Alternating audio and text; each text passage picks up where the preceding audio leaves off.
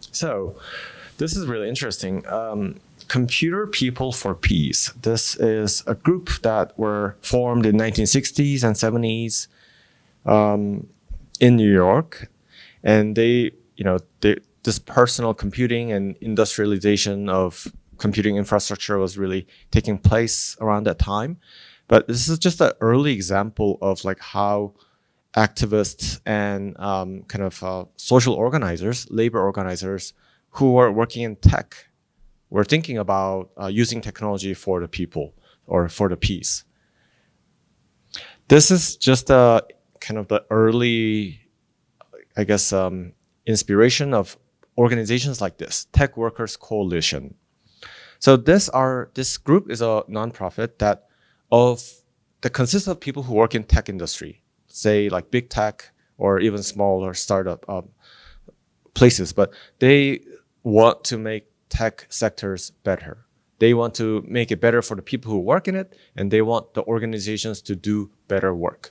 So I think I really want to show you things like this because we don't want to think about tech as just kind of a big evil that we can't do anything about. There are definitely people who are actively trying to make it better. So there's a history of that. There's a more recent version of it. So if you do end up working in tech, for example, like let's say you're a computer scientist and you work as an engineer, or let's say you're a project manager or lawyer or some kind of a more of a humanities-based person who works in tech as a managerial position or leadership position, you're still a tech worker.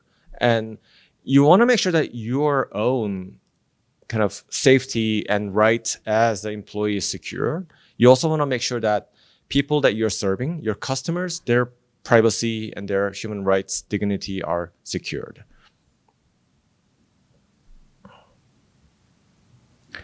Why is that important? Because companies like Google, Microsoft, Apple are huge. They are really, really powerful. And they do amazing stuff for humanity. They make our lives easier. They allow us to communicate, but also they often violate the basic human rights of its employees as well as like the customers that they are serving. And they can get away with it because they're just so powerful. So for example, in 2019, there was a sexual harassment claim inside of Google among the employees. And the company just used their power and their lawyers to power up and silence the people who have been most sort of the victim of these harassment. And a bunch of people in the leadership and also in the research decided to walk out and quit basically in protest, in hoping that their walking out would change the policy, but it did not. So here's a 2019 example of that. And just more recently, I think you might have heard about this from the news, but Google employees were against their own technology being used by IDF and Israeli military and government in the apartheid state of Palestine. And they were hoping that the protests would change the sort of the company's policy around it, but it did not. So they were also fired almost immediately. So you can see that tech companies are really powerful, and they bring as much good as the harm to the world, in my opinion. So who can change that? People in the company, people who are using it, people who are the shareholders. So I feel like we should think about our agency in that.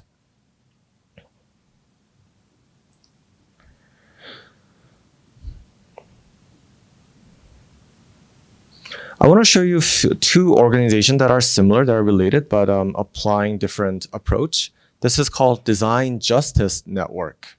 And these are people who are in the graphic design, human-computer interaction, or other kinds of more creative field who work for companies like Google or also independent.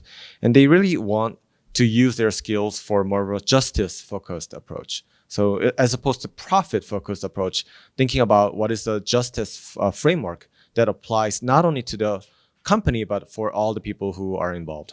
So this is a really interesting kind of a network of people. And you can sort of see like what they do and kind of the principles that they're using.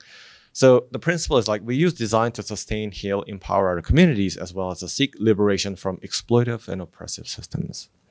We center the voices of those who are directly impacted by outcomes of the design process. We prioritize design's impact in the community over the intentions of the designers.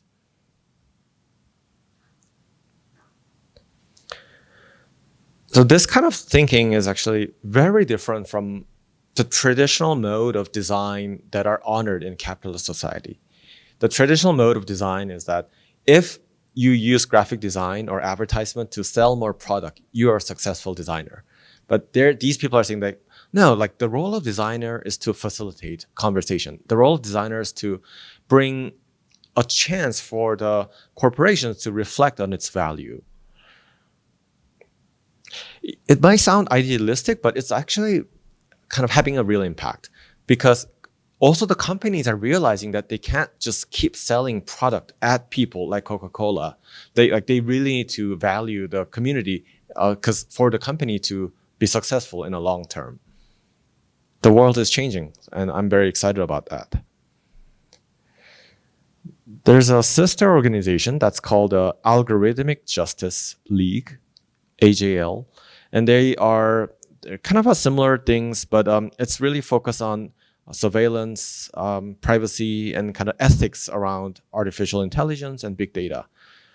And they provide tools and information, case studies about how technology could be better.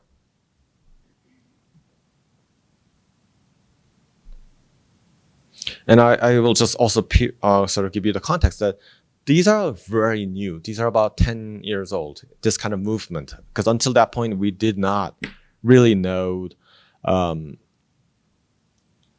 First, we did not know what the tech is capable of, and we did not know that organizing as a union and community groups would actually lead to systemic change. And thankfully, it has been changing.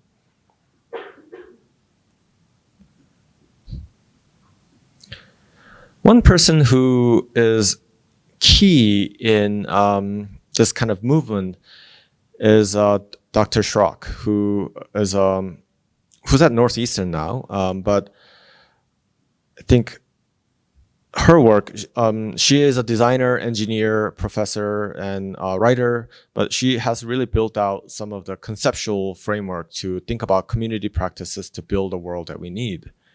So I would recommend you check out her work.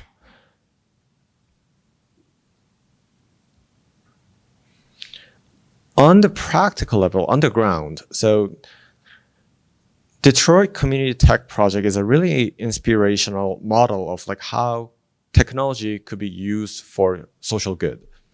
So Detroit, as I talked about a few times already, is it's really a post-industrial city, post-capitalist city, a city that has experienced a really highs and lows, and it's still resiliently kind of building on top of that past.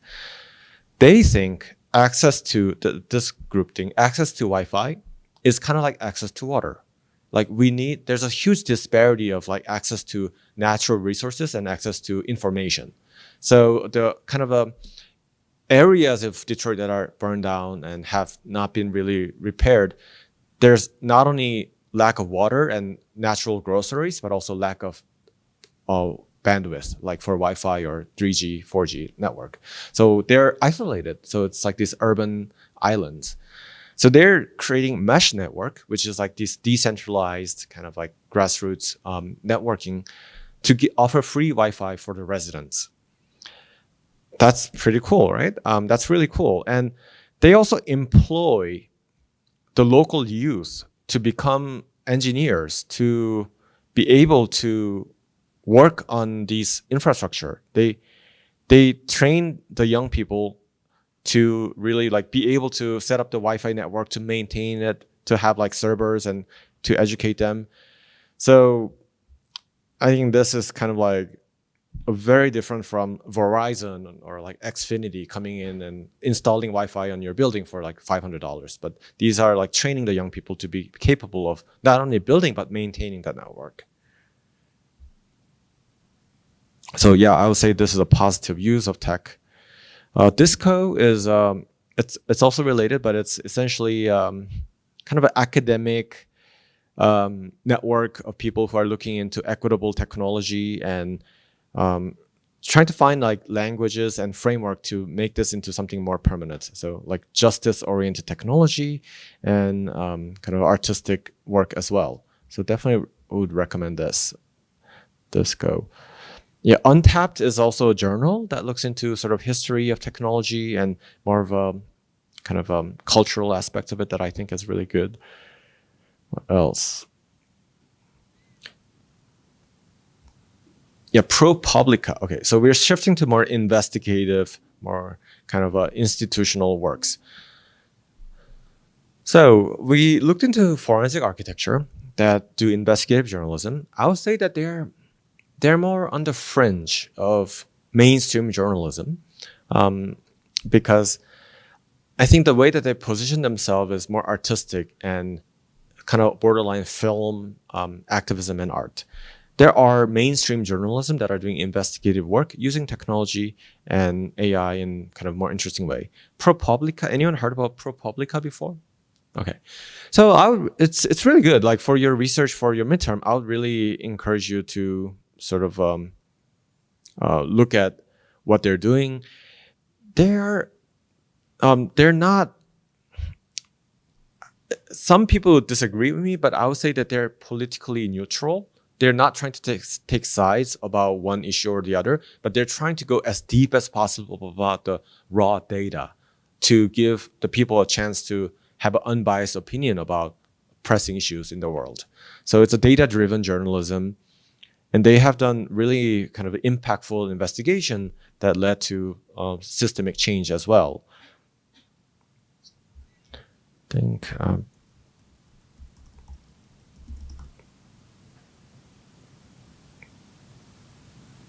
here is a really popular or impactful article that they did. This was an article, about 8 years ago, Machine Bias. The software used across country to predict future criminals. It's biased against blacks. So that was just a summary. But they want to look at all the data set of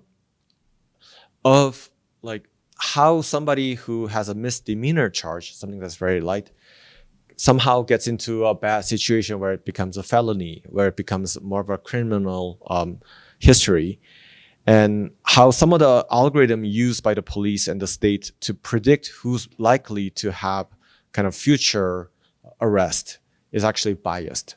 So if you're black and if you have a very small misdemeanor charge, let's say you peed on the street and got busted, like there's a high chance that you're actually kind of, the system sees you as a potential threat for something really serious. Whereas if you're an upper middle class white person who peed in the street and the police saw you, you're likely to just get away with nothing at all.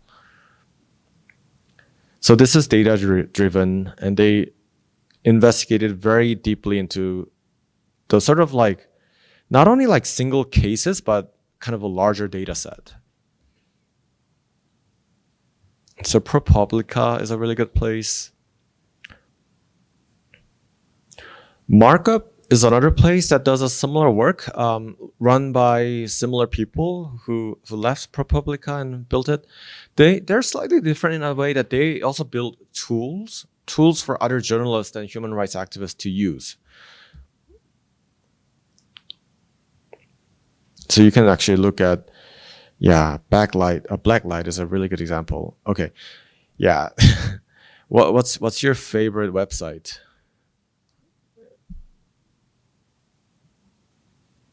Where do you guys go?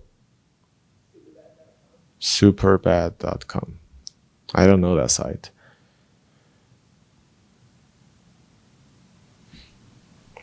So this allows us to, it does not have anything really bad there. That's good. Maybe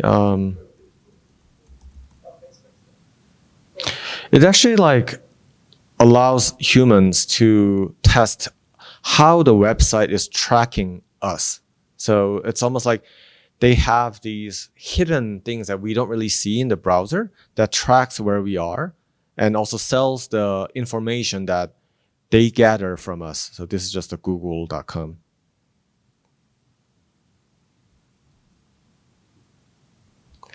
Yeah, I wonder what DU will track us. Yeah, it may not, because I think by law, the sort of schools, nonprofits are forbidden to really sell our information, but we never know.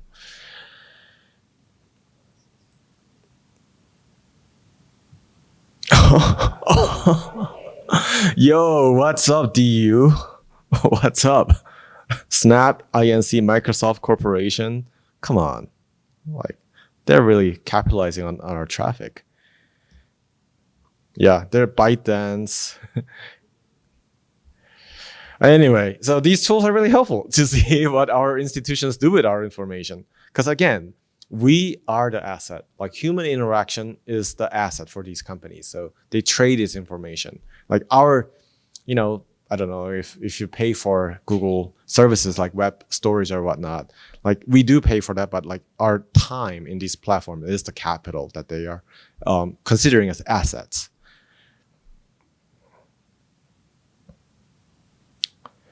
A couple more depressing things now that we're at it.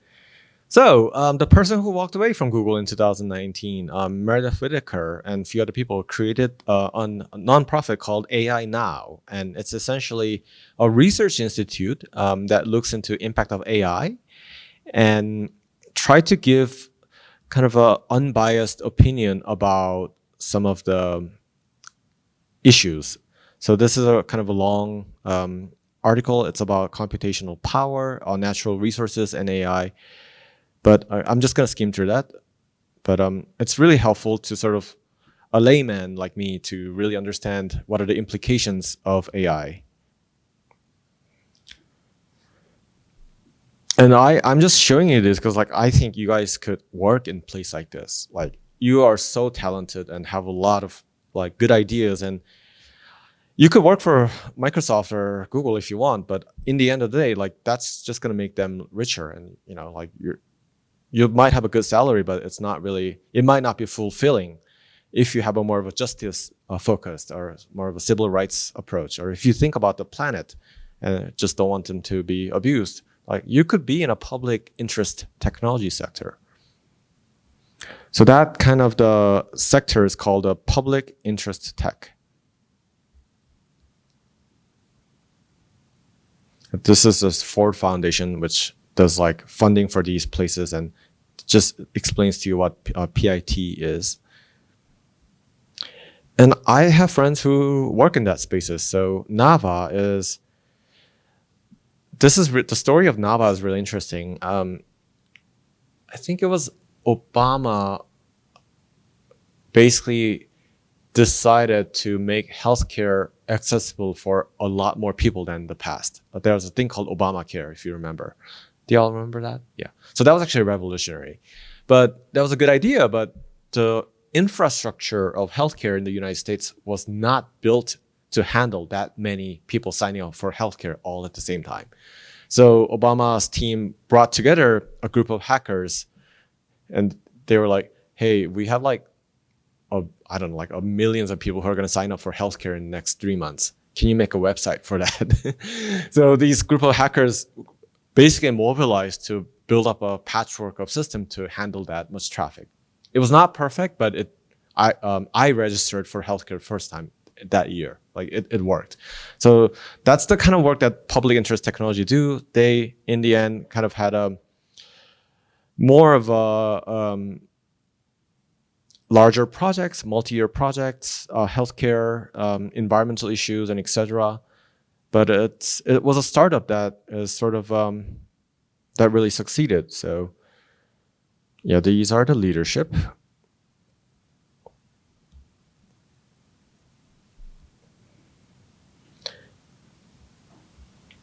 And I think this is just an example of like tech and AI could be used for good or for bad.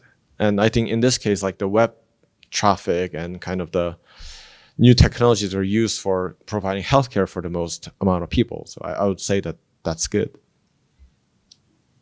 So this organization no longer runs, but you can still find the information about what they did. It's called Reboot. And it was essentially kind of a consultancy / ideation for larger organizations to have a structural change that impacts a lot of people. So that means that, let's say Coca-Cola decided to be more environmentally friendly and actually does not hurt people's health so much. But they don't know how to do it because their entire enterprise is built on exploitation, but they want to be better. So these organizations like this would work with those corporations to make systemic changes over a long time. So you can't just change Coca-Cola overnight, but I think we should really think about how to improve them.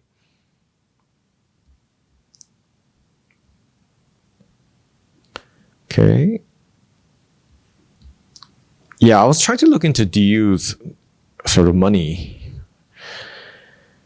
How can DU become better? Like that's something that I've been thinking about because DU is private university, as you know.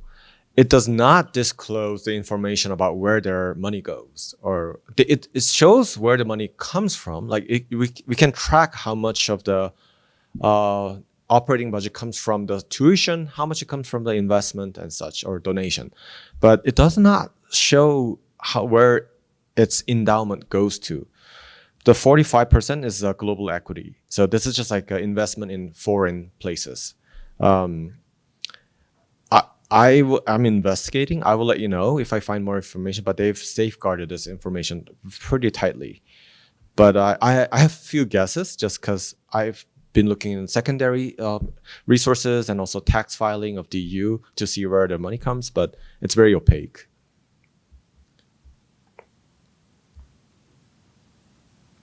DU is doing pretty well financially, but it's also like,